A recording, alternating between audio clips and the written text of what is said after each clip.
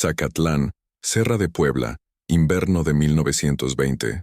En aquel frío pueblo enclavado entre pinos y niebla, todos sabían qué hacer antes del invierno. Cortaban leña a finales de octubre, la apilaban junto a la casa, la cubrían con lona o zinc y aceptaban lo que viniera. Era el camino correcto, el camino de todos, menos de uno. Mateo, el hombre que regresó en silencio de la revolución y nunca más respondió un buenos días, empezó a actuar de forma extraña, sin llamar a nadie, empezó a rodear su casa con gruesos tablones, madera sobre madera, como si construyera un cobertizo alrededor de su casa. Cerrada, sin ventanas. Aparecerá muerto y ni siquiera encontrarán el cuerpo. La risa resonó por todo el pueblo como un trueno seco. Pero esa misma semana el viento cambió, y cuando la primera nevada cayó con una furia fuera de temporada, trayendo algo más que frío, algunos ya miraban hacia la casa de Mateo. Y no decían nada más. El pueblo de Zacatlán en 1920 era un lugar donde nadie estaba solo por decisión propia. Las casas estaban cerca unas de otras, la campana de la iglesia sonaba 3 veces al día, y el sonido del hacha en el pinar era casi tan sagrado como la misa dominical. Allí, el tiempo se marcaba con la tala de leña, las cosechas en la milpa y las conversaciones en el kiosco de música de la plaza del pueblo. Los hombres se saludaban con firmes palmaditas en la espalda, las mujeres intercambiaban harina por sal. Los niños perseguían gallinas en el barro. Todo era sencillo, pero todo se hacía en equipo, porque allí, cualquiera que se aislara era inmediatamente visto con sospecha. Mateo no regresó así, se volvió así. Dicen que antes de la guerra era alegre. Trabajaba en la alfarería, cantaba en bodas y jugaba a las cartas con sus tíos los domingos. Pero después de 3 años de servicio en el ejército revolucionario, regresó delgado, callado y con una mirada indescifrable. Compró una casa a las afueras del pueblo, donde el camino de tierra se convierte en lodo. Llegaba a la tienda, compraba solo lo necesario y se iba sin decir palabra. No iba a la iglesia, no visitaba a nadie. Al pasar por la plaza, las conversaciones se apagaban. Los niños dejaban de correr. Al principio dijeron que tenía una enfermedad mental, luego, que ocultaba algo. El rumor más repetido era que Mateo había matado a un capitán y huido con documentos del ejército.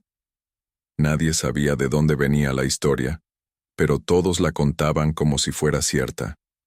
Cuando empezó a apilar leña en septiembre, 2 meses antes que todos los demás, empezaron las bromas. ¿Vas a dormir con la leña o te casarás con ella?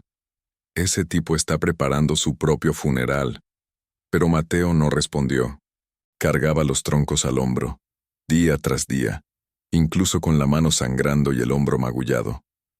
Recogía los troncos más gruesos, los cortaba en silencio y desaparecía en su propio patio. Al oír el sonido de clavos y martillo, pensaron que estaba reparando el techo, pero pronto se dieron cuenta de que estaba cerrando la casa con madera, de adentro hacia afuera, como si quisiera ocultar su propia vida.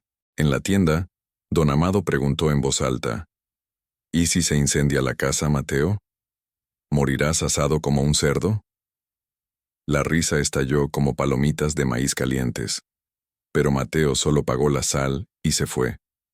Esa noche, los hombres en el kiosco de música debatían si era locura o superstición. Algunos rieron, otros negaron con la cabeza. Nadie entendía, pero nadie ayudaba. Y lo curioso es que, incluso sin preguntar, todos empezaron a observar cómo medía cada tabla, cómo almacenaba la leña no en el lateral de la casa, sino dentro del cobertizo recién construido. Cómo calafateaba los huecos con trapos viejos empapados en aceite. Eso no fue improvisación, fue planeado. ¿Pero planeado contra qué? Esa semana, el sacerdote comentó que el clima era extraño, que los vientos del norte se adelantaron, pero nadie lo oyó, ni siquiera cuando, al norte, un antiguo residente llegó cubierto de nieve, semanas antes de lo esperado. Mateo, sin embargo, Había reemplazado el techo del cobertizo con zinc y sellado la puerta con un tope doble.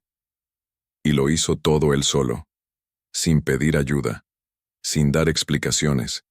Y todavía faltaban 23 días para que comenzara el invierno. En la segunda semana de octubre, Mateo hizo algo que selló definitivamente su reputación de lunático. Empezó a desmantelar el recinto que acababa de construir. Pero no para desmantelar el cobertizo, sino para ampliarlo. Ahora, el bosque no solo rodeaba la casa, sino también un pequeño espacio lateral donde antes estaba el gallinero. Y allí, apiló más leña, troncos más grandes. Los cubrió con una lona oscura y los aseguró con piedras. 2 hombres se detuvieron en el camino para observar. Uno de ellos comentó escupiendo al suelo, ¿qué está esperando? ¿Nieve en su corazón? El otro respondió riendo, ¿o está tratando de esconderse de Dios? En el pueblo las decisiones invernales seguían un ritmo diferente. Los hombres estaban ocupados reparando techos, reforzando ventanas y limpiando los hornos de barro. Nadie allí pensaba que octubre fuera un mes urgente. El invierno siempre llegaba en diciembre. Siempre. No había razón para apresurarse. Pero Mateo no siguió esa lógica. Cavó zanjas alrededor del cobertizo. Reforzó la base con piedras planas. Instaló una segunda puerta interior que se cerraba desde dentro.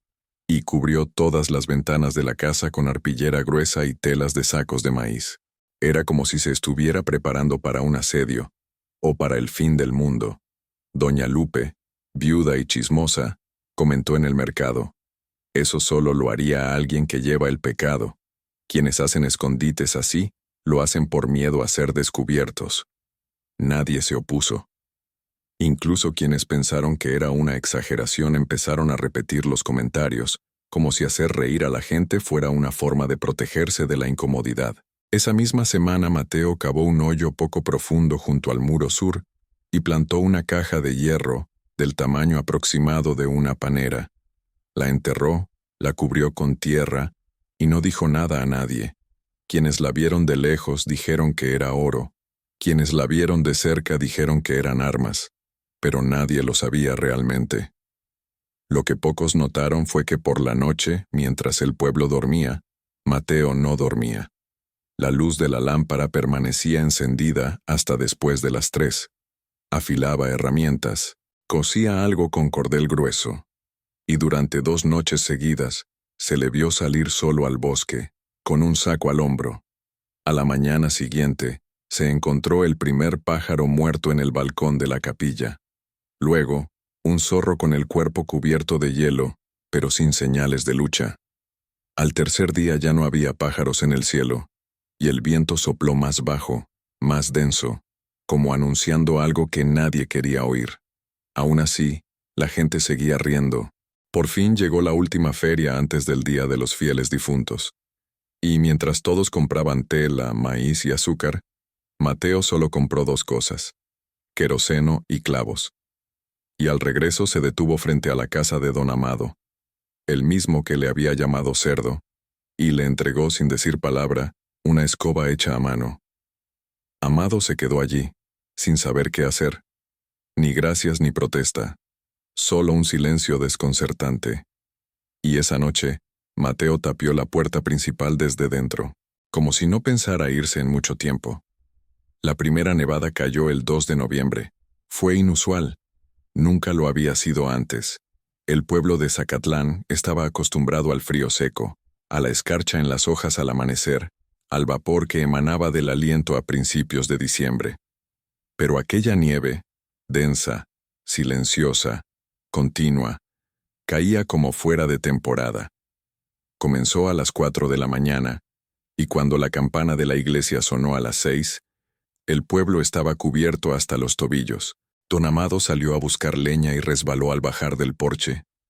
Se lastimó la rodilla y regresó arrastrando la pierna, maldiciendo el suelo blanco. Doña Lupe intentó encender el horno con leña húmeda.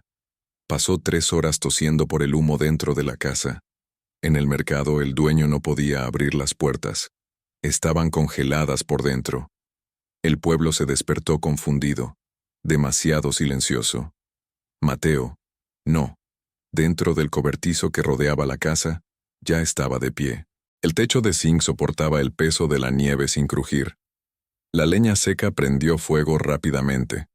Toda la casa estaba cálida. Y por primera vez, algunos residentes empezaron a notar no lo que él hizo, sino lo que no sufrió. Aún así, nadie comentó. El orgullo contuvo sus palabras. Al mediodía comenzó la segunda nevada. Y trajo el viento. No era solo frío. Era el viento que aullaba por las grietas, que cortaba las mejillas como un cuchillo, que levantaba las lonas de las pilas de leña mal cubiertas. En pocas horas, lo que no estaba sellado se convirtió en hielo. Los gallos dejaron de cantar. Los niños ya no salían a jugar. Algunos hombres intentaron improvisar cortinas de tela gruesa para las ventanas. Otros empezaron a quemar muebles para calentar la casa. En casa de don Amado, la estufa no aguantó. Las llamas se apagaron antes de calentar la tetera. Mandó a su hijo a buscar más leña al cobertizo exterior, pero el niño resbaló, se cayó y regresó con los dedos morados. Mientras tanto, en casa de Mateo, el fuego ardía con fuerza. El suelo estaba seco. Las ventanas estaban selladas. Y curiosamente, un hilillo de humo subía de la chimenea, constante y constante. Era como si aquella casa no perteneciera al mismo pueblo. A la mañana siguiente, don Amado caminó hasta el borde del patio y miró por primera vez en semanas el extraño cobertizo de madera. No había huellas, no hay sonido, pero el humo seguía elevándose. ¿Está ahí?, preguntó la esposa, envuelta en mantas. Sí. ¿Haciendo qué? Tardó unos segundos en responder. Calentando. Al final del día, un grupo de residentes se reunió en la iglesia para hablar de algunos asuntos. Nada oficial, solo susurros. Nos faltaba leña seca. Hacía un frío inusual, y se esperaba más nieve en las próximas noches. Quizás deberíamos haber empezado antes, dijo uno. O hacer como él, murmuró otro, sin terminar. Pero eso fue solo el comienzo. Al día siguiente, los burros de carga empezaron a enfermarse. Las cerraduras se les congelaron y les cortaron los cascos. Uno murió en el sendero fangoso, congelado mientras estaba de pie. Esa misma mañana, Mateo estaba cavando una zanja en la parte trasera del cobertizo, no para enterrar nada, pero para recoger agua de la nieve derretida que corría por las canaletas. Lo hizo sin mirar a su alrededor, sin decir palabra. Y fue en ese momento que el hijo menor de don Amado lo observó desde la reja y comentó, casi involuntariamente: él lo sabía. El padre no respondió. Él simplemente giró la cara y tosió, larga y apagadamente, como si estuviera empezando a comprender. En la madrugada del 7 de noviembre, el viento cambió de dirección. No era solo el frío, sino la presión. Un silencio denso envolvió el pueblo, como si el aire hubiera dejado de circular. Las llamas de las lámparas de aceite titilaban dentro de las casas, incluso con las ventanas cerradas. Las tejas vibraban levemente, como si algo más grande se acercara. Mateo llevaba 2 días sin dormir. La leña estaba en su lugar. El cobertizo se mantuvo firme. La casa se mantuvo cálida. Pero entonces se dio cuenta. El tanque de agua se había congelado desde dentro. Dependía del sistema de canaletas que bajaba del tejado, derritiendo la nieve y acumulando agua en un depósito junto a la cocina. Pero había dejado una de las válvulas expuesta, solo una. Y esa pequeña abertura fue suficiente para congelar toda la tubería, bloqueando el acceso al agua. Al principio intentó descongelarlo con brasas, luego con un paño tibio. Nada funcionó. Al segundo día, sin agua corriente, empezó a formarse hielo dentro de la chimenea. El hollín se humedeció. El fuego tardó en encenderse. Era como si la propia casa se estuviera asfixiando. Y luego vino el ruido. Un crujido agudo y fuerte se escuchó desde el techo. Mateo se apresuró y vio. Parte de la estructura que contenía la nieve acumulada había cedido. El peso había aumentado con la nueva capa, y una de las vigas laterales se había agrietado. Esa noche sería crítica. Bajó las escaleras, preparó sus herramientas, encendió el fuego con lo poco que quedaba y se vistió para enfrentarse al mundo exterior. El viento era implacable, y salir era prácticamente un suicidio. Pero si esperaba, todo el techo podría derrumbarse. Y si el fuego se apagaba, la casa se convertiría en una tumba helada. Con una manta envuelta en el rostro y un trozo de madera sujetando la espalda, Mateo salió. En el pueblo, nadie vio nada. Solo un par de ojos. El hijo de don Amado, el mismo niño que había observado días antes, estaba mirando por la ventana. Mateo hundió los pies en la nieve hasta media pantorrilla. Clavó clavos con manos temblorosas. Sudaba de frío. Le ardían los dedos. Cada golpe era como luchar contra la naturaleza misma. Y cuando terminó de reforzar los clavos, cayó de rodillas unos segundos, justo lo suficiente para sentir el hielo filtrarse a través de su ropa. Al volver adentro, no volvió a encender la lámpara. Permaneció en silencio. A la mañana siguiente, tenía sangre seca en las yemas de los dedos. Sus uñas empezaban a oscurecerse. Mateo había perdido algo de sensibilidad en las manos, pero el techo todavía estaba en pie, y el fuego, encendido. Fue en ese momento, con el cuerpo casi cediendo y los ojos cerrados por el cansancio, que oyó un golpeteo afuera. Débil. Repetido. Como una rama suelta. Pero no era el viento. Era alguien. Mateo abrió la puerta interior del cobertizo, desafió el aire gélido y abrió la entrada principal con esfuerzo.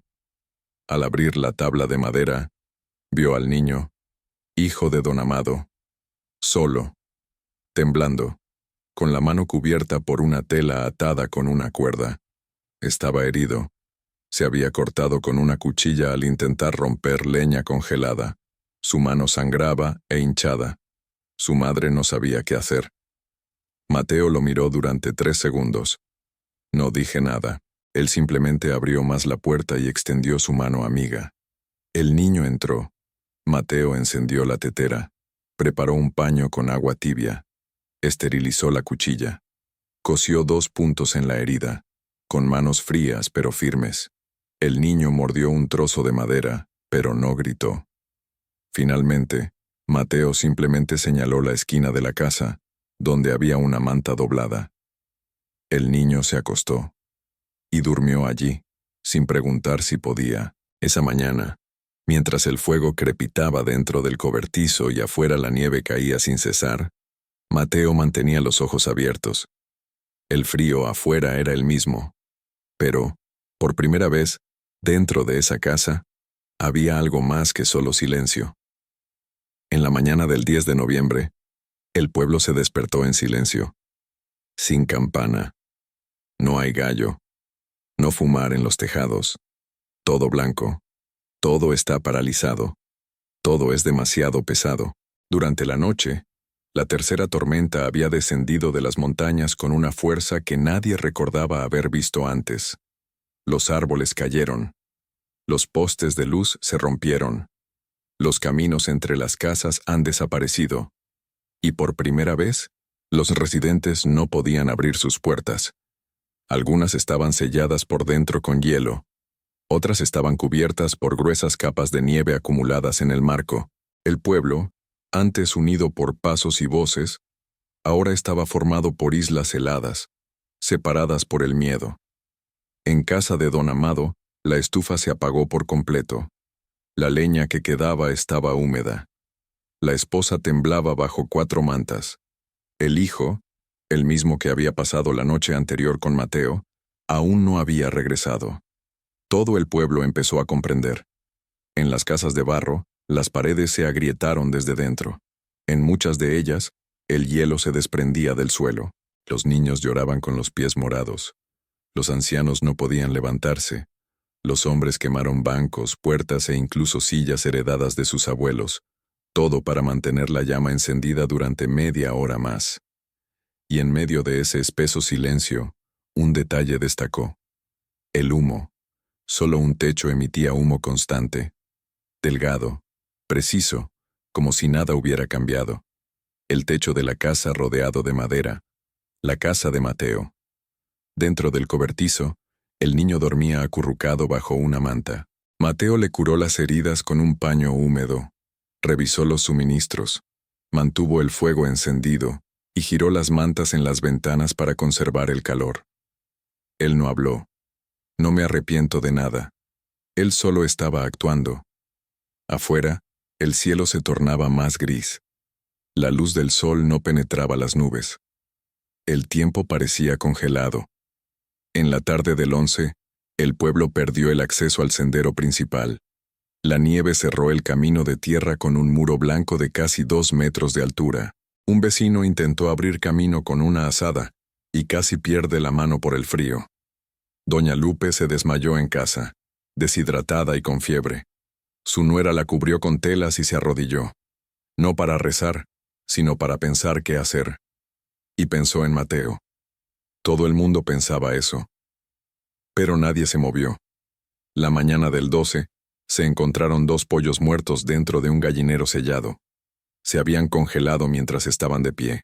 Un hombre, al intentar sacar agua del río, cayó sobre el hielo y no volvió a la superficie. Solo encontraron su cubo volcado. Ese mismo día, el niño finalmente habló. «Don Mateo, mi padre está cada vez peor». Mateo no respondió, pero empezó a preparar algo. Llenó una pequeña bolsa de cuero con trozos de leña seca. Juntó 2 trozos de tela precalentada. Tomó una de las ollas con agua aún tibia y lo cubrió todo con una manta doblada. Lo dejó en manos del niño. «Entrega», dijo simplemente. El niño salió con dificultad. Sus piernas aún estaban débiles, pero logró salir. Y cuando regresó esa misma noche, trajo una nota arrugada con letra temblorosa. No entendí. Solo vi humo y lloré. Amado, Mateo el León. Quemó el papel en el fuego. Y no dijo nada. Al final de la 3ª semana, la nieve dejó de caer. El cielo se abrió como para disculparse. Pero el daño ya estaba hecho.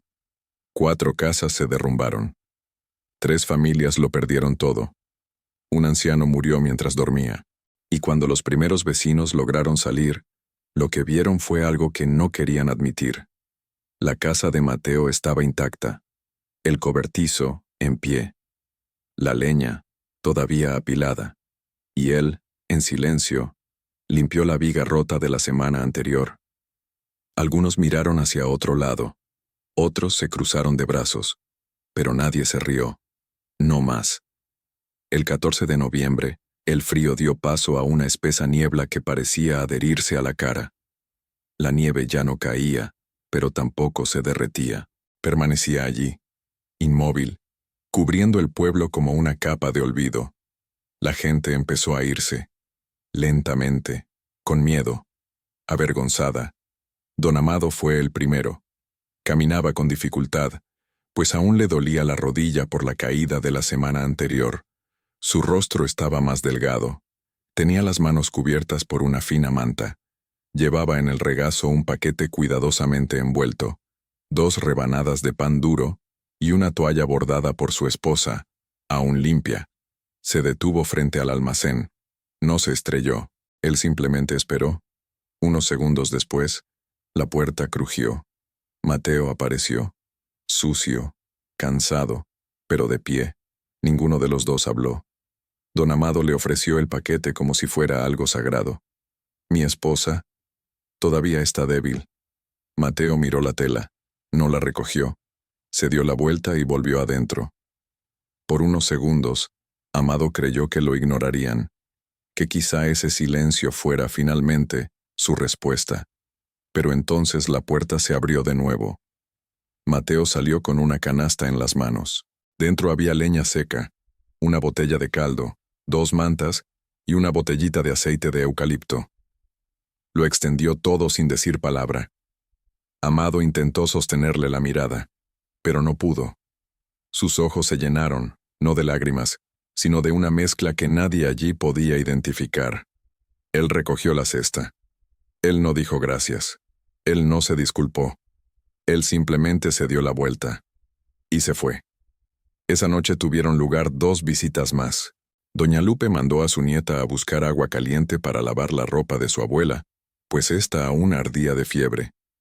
Un joven del pueblo pidió prestado un poco de fuego en silencio. Su propia brasa se había apagado. Una mujer, que nunca había hablado con Mateo, apareció con un bebé en brazos y una pregunta en los ojos. ¿Tiene algo para la fiebre? Mateo se lo dio. No preguntó nombres. No pidió nada a cambio. Él no parecía enojado. Él no exigía respeto. Él simplemente regresaría adentro, siempre en silencio. Y eso, más que cualquier discurso, empezó a transformar el pueblo. Los hombres que antes se burlaban de la idea comenzaron a erigir pequeñas estructuras protectoras alrededor de sus casas, inspirados en el cobertizo. Las mujeres comenzaron a sellar las ventanas con telas empapadas en aceite, tal como habían visto hacer a Mateo. El muchacho, el mismo que se había cortado la mano, ahora ayudaba a los vecinos, repitiendo en silencio las instrucciones que había aprendido. La gente no hablaba de Mateo, pero ellos estaban mirando, y aprendieron. Un día, al mediodía, un niño pequeño, el hijo de la costurera, corrió a la casa de Mateo con algo en las manos, un par de guantes nuevos, cosidos con cuero y forrados con lana. Mateo aceptó. Él lo puso allí, e hizo algo que nadie esperaba. Él asintió. Él no sonrió. Él no lo elogió. No dije gracias. Pero ese gesto, moderado, firme, humano, fue más elocuente que cualquier palabra pronunciada en ese pueblo en los últimos meses. El invierno de 1920 terminó a principios de enero, pero no de la manera que el pueblo esperaba. No hubo ningún anuncio. No hubo fusión rápida. Solo una mañana cuando el viento paró, la nieve, que antes amenazaba con caer, se ha convertido en una fina costra sobre el suelo. El cielo, que durante semanas había parecido plomo, amaneció de un gris claro, como si pidiera permiso para abrirse de nuevo. Y así, poco a poco, la vida volvió. Pero algo allí ya no era lo mismo.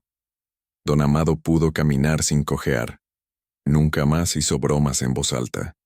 Se cruzó con sus vecinos con un saludo contenido, y al ver a Mateo cruzar el sendero, se bajó el sombrero con un gesto lento. Doña Lupe sobrevivió. Nunca visitó a Mateo, pero cada vez que calentaba agua, dejaba una tetera extra en la estufa por si alguien la necesitaba.